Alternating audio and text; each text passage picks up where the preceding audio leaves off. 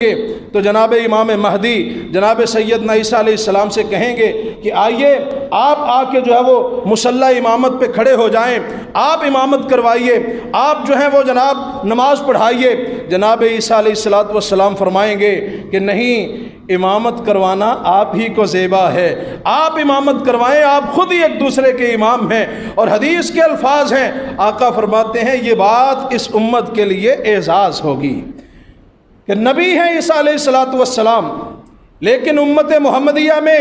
امتی کے طور پہ آئیں گے، اور امت محمدیہ کے ایک فرد امام مہدی محمد بن عبداللہ کے پیچھے نماز ادا فرمائیں گے۔ اللہ اکبر کبیرہ۔ اور فرمایا کہ یہ اس امت کے لیے اعزاز کی بات ہوگی، اس امت کے لیے یہ جناب بہت بڑے فخر کی بات ہوگی کہ وہ وقت کے نبی جو ہیں وہ اس امت کے اندر امتی نبی بن کے آئیں گے۔ اور آقا فرماتے ہیں وہ آ کے اپنی نبوت کا اعلان نہیں کریں گے۔ عیسیٰ علیہ السلام جو پہلے نبی رہ بھی چکے ہیں، آقا فرماتے ہیں جب میرے بعد آئیں گے تو وہ بھی بطور نبی آ سکتے نہیں آ سکتے۔ جب عیسیٰ علیہ السلام نبی بن کے نہیں آ سکتے تو کوئی اور نبی بن سکتا ہے؟ کوئی اور بھی پھر نبی بن سکتا نہیں بن سکتا۔ اللہ اکبر کبیرہ۔ اور پھر فرمایا کہ عیسیٰ علیہ السلام جناب امام مہدی کو مسلمانوں کے لشکر کو ساتھ لیں گے، دجال کا پیچھا کریں گے، اور پیچھا کرتے کرتے مقام لد پہ، لد مقام جہاں اسرائیل کا آج کل ایک بہت بڑا ایئرپورٹ بنایا ہوا ہے انہوں نے، اور بعض لوگوں کے مطابق میں نے پچھلے جمعے بھی عرض کیا تھا کہ وہ یہودی جو ہیں وہ یہودی ہو کے، آقا کے منکر ہو کے، نبی رحمت علیہ السلام کی نبوت اور رسالت کے منکر ہو کے، پھر بھی آقا کی پیشین گوئیوں کے مطابق تیاریاں کر رہے ہیں، اور ہم مسلمان ہو کے، آقا کے امتی ہو کے،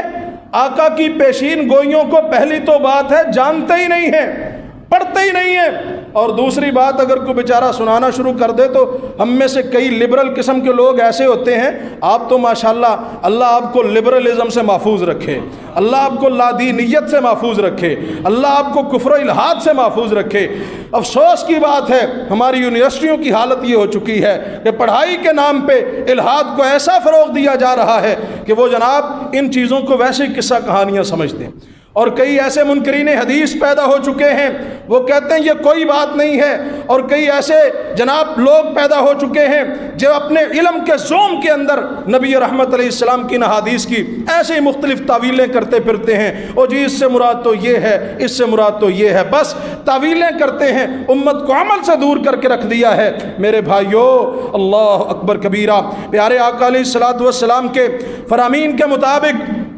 فرمایا کہ عیسیٰ علیہ السلام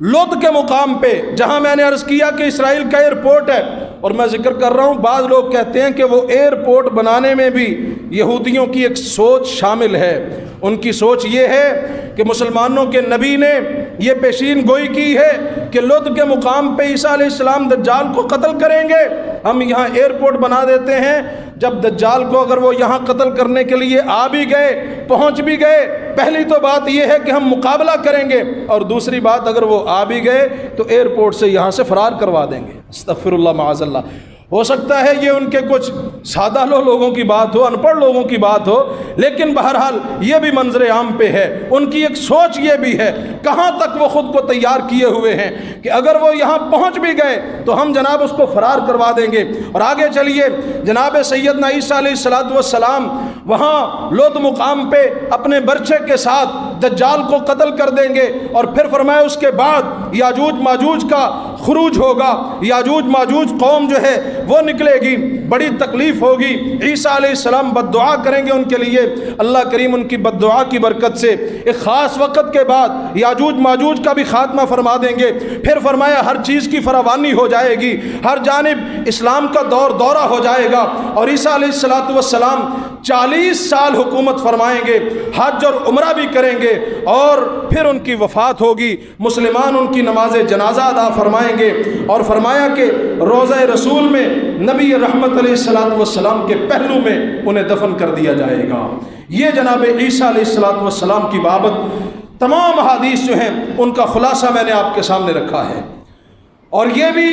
انہی ساری کتابوں میں موجود ہے جن کا نام میں پہلے ذکر کر چکا ہوں۔ آگے چلیے،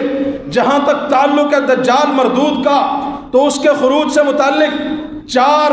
مختلف جو ہے وہ روایات ملتی ہیں اس کے خروج کے بارے میں 4 مختلف روایات ہیں۔ سیدہ فاطمہ بنت قیس رضی اللہ عنہ ان کی روایت جو تفصیل سے گزشتہ جمعے میں آپ سن چکے